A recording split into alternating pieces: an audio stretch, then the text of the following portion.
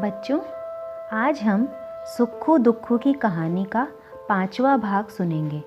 चौथे भाग में हमने यहाँ तक सुना था कि राजकुमार दुक्खू से शादी कर लेता है और दुक्खू और उसकी माँ को अपने साथ महल में ले जाता है। यह सुक्खू देखती है तो उसके मन में लालच जागता है और वह अपनी माँ से आकर रुई लाने के लिए कहती है।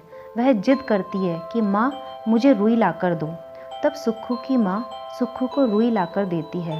सुक्खू भी रुई सुखाने के लिए बैठ जाती है, पर आंधी नहीं आती। तब सुक्खू परेशान होने लगती है। वह कहने लगती है, आंधी आ रुई उड़, आंधी आ रुई उड़। तब थोड़ी थोड़ी हवा चलने लगती है। वह हवा उसकी रुई को उड़ाने लगती है। तब सुक्खू धीरे धीरे उसके पीछे पीछे चलती है। सुक्खू चाहती तो रुई को पकड़ सकती थी, पर वह उस रुई को नहीं पकड़ती और बस उससे कहती है, आंधी आंधी मेरी रुई दे दो, आंधी आंधी मेरी रुई दे दो। तब आंधी सोचती है, चलो इसे भी एक मौका देना चाहिए, इसकी भी परीक्षा लेनी चाहिए। तब आंधी सुक्खू से कहती है, नहीं, मैं नहीं दूंगी। तब सुक्खू आंधी से झूठ बोलती है कि यदि तुमने मुझे रुई नहीं दी तो मुझे और मेरी माँ को भूखा ही सोना पड़ेगा। तब आंधी कहती है कि ठीक है, तुम चंद्रमा पर जाओ, वहाँ पर बूढ़ी अम्मा तुम्हें रुई दे देंगी। फिर उसे चंद्रमा पर जाने का रास्ता दिखने लगता है। अब वह उस रास्ते पर आगे बढ़ने लगती है। उसके बाद सुक्खू को भी वही गाय मिलती है।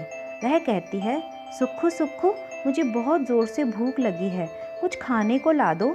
पर वह उसे मना कर देती है और कहती है, खुद जाकर खा लो, मैं तुम्हारी नौकरानी थोड़ी ना हूँ। पर गाय तो बंधी हुई थी, वह खुद जाकर नहीं खा सकती थी। सुक्खू वहाँ से आगे बढ़ जाती है। उसके बाद उसे बरगद का पेड़ मिलता है। वह सुक्खू को सफाई करने के लिए कहता है। पेड़ कहता है कि नीचे सूखे पत्ते फैले हुए हैं, इसे साफ कर दो। सुक्खू गुस्सा हो जाती है और कहती है, मैं क्यों करूँ सफाई, तुम स्वयं कर लो, मैं तुम्हारी नौकरानी नहीं हूँ। और वहाँ से वह आगे चली जाती है। उसके बाद घोड़ा मिलता है। वह कहता है, सुक्खू सुक्खू, मुझे बहुत ज़ोर से प्यास लगी है, पानी पिला दो। तो वह कहती है, जाओ तुम खुद कुएं में से पानी निकाल लो और पी लो, मैं क्या तुम्हारी नौकरानी हूँ।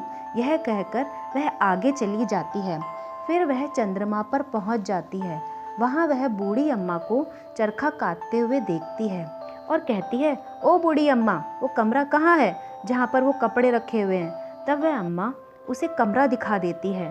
सुक्खू वहाँ जाकर सबसे सुंदर, सबसे महंगे कपड़े पहन लेती है।